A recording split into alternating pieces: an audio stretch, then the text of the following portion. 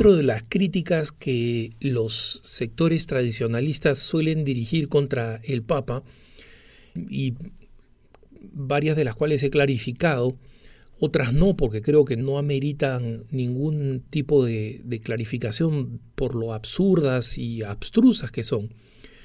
Pero una de las críticas que me sorprende que haya tenido impacto en algunos católicos piadosos, buenos católicos, es que cómo es posible que el Papa haya dicho supuestamente una herejía, entre comillas, y es que Dios fracasó en la cruz y que la cruz es el momento del fracaso de Dios. Esta observación del Papa Francisco, esta expresión específicamente, es una expresión que no solamente encontramos en los papas anteriores, es una expresión que tiene una larga tradición en la Iglesia, larguísima tradición en la Iglesia.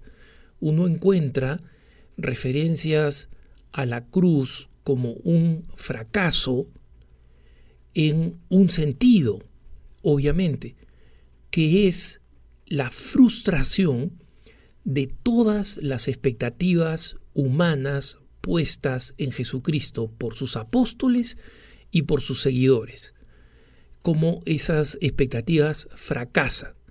Y efectivamente, nosotros lo tenemos muy claro, y acá lo único que hago es recoger las reflexiones de los padres de la Iglesia, es en la razón de la traición de Judas. ¿Por qué Judas traiciona a Jesús?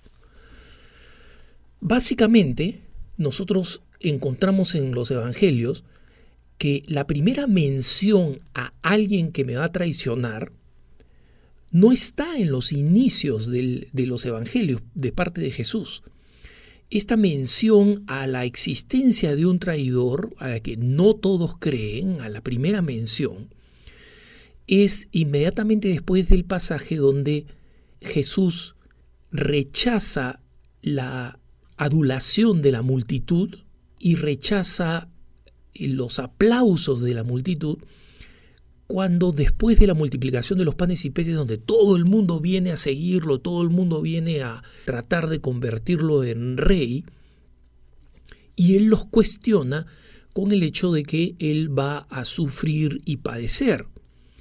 Entonces, desde entonces, los padres de la Iglesia reflexionan, allí se siembra la duda en Judas. No desde el comienzo.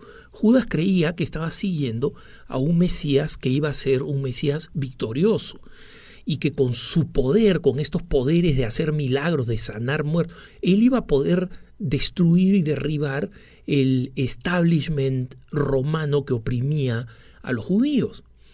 Entonces, cuando ve que Jesucristo comienza a tomar este curso de humildad, de humillación, de muerte, frente a la que le advierte incluso Pedro, recuerden ustedes en ese pasaje donde él le dice, y tú eres piedra, y sobre esta piedra edificaré mi iglesia, en ese pasaje famoso, Jesucristo también le dice, apártate de mí, Satanás, porque Pedro le dice, tú no vas a morir de ninguna manera, eso no va a pasar. Entonces, ¿por qué no podía pasar? Porque para todos los que lo seguían, la muerte de Jesús hubiera significado su fracaso. Él iba a ser victorioso. Entonces, esta tradición de ver en la muerte y llamarla el fracaso de Jesucristo o el fracaso de Dios, es obviamente, deliberadamente, para echar luz sobre la equivocación, el error de las perspectivas humanas. De tal manera que quede claro que Judas, como enseñan los padres de la Iglesia, cuando vende a Jesús, no lo traiciona porque deja de creer que es el Mesías. Lo traiciona porque cree, al contrario, que es el Mesías al que hay que forzarle la mano.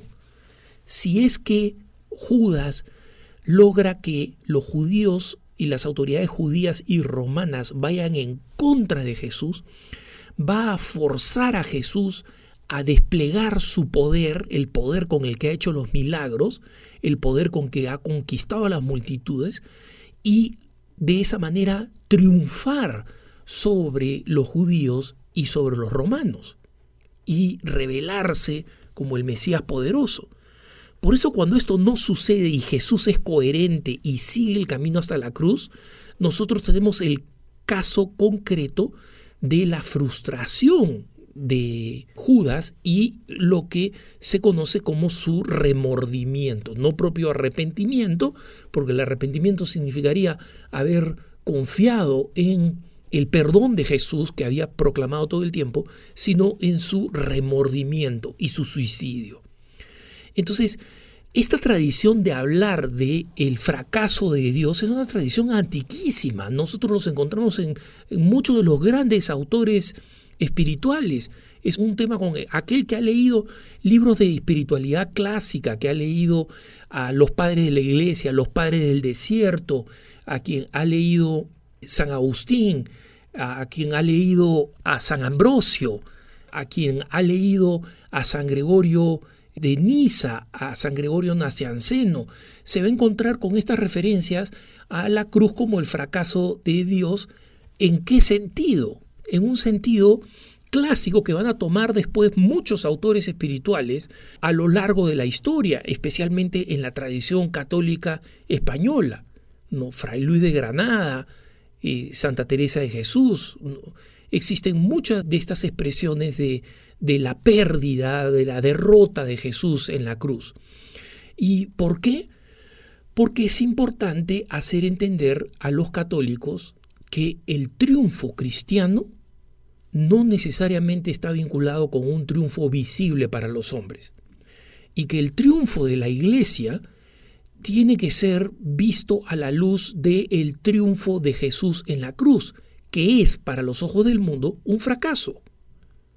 Imagínense, hermanos, la promesa de un nuevo reino, la promesa de una nueva liberación, todo lo que ha prometido Jesucristo, de pronto culmina en la cruz con Él muerto. ¿Cómo no va a ser un fracaso para los apóstoles? Nosotros lo vemos en las mismas descripciones de las escenas. Lo vemos después en los pasajes post-crucifixión, donde los discípulos de Maús, por ejemplo, le dicen a Jesús, a quien no reconocen, todo ha fracasado, nos estamos regresando a nuestro pueblo. Entonces, es obvio que a los ojos del mundo, la cruz es un fracaso de Jesucristo y es un fracaso del Padre que lo ha enviado. Entonces, en el proceso post-resurrección, incluso los apóstoles le siguen preguntando, Señor, ¿ahora es cuando vas a restaurar el reino de Israel? No, va a seguir siendo un secreto entre nosotros. Jesucristo resucitado no va al Sanedrín a decirle, ustedes me mataron, mírenme ahora, estoy vivo. Jesucristo no va donde Poncio Pilato a decirle, yo te dije que soy rey. No lo hace. ¿Por qué no lo hace? Porque esa no es la victoria cristiana. La victoria cristiana no es una victoria mundana. No es. Ese es el paradigma que Jesucristo establece. Y el cardenal Ratzinger, antes de ser Benedicto XVI, claramente explicaba en Introducción al Cristianismo esta visión de lo que los cristianos debemos esperar cuando Jesucristo mismo promete que las puertas del infierno no van a prevalecer sobre la iglesia. Y él mismo dice, yo lo leí relativamente joven y me resultó bastante frustrante en su momento, hasta que lo fui entendiendo cada vez más a lo largo de mi vida al ver la realidad de la iglesia. Pero el Papa Ratzinger o el cardenal Ratzinger en ese momento explica la promesa de que las puertas del infierno no van a prevalecer sobre la iglesia no es una promesa de victoria. Miren ustedes cómo la iglesia ha desaparecido en lugares donde era increíblemente grande y próspera, el Medio Oriente, el norte de África. No queda nada de esas iglesias.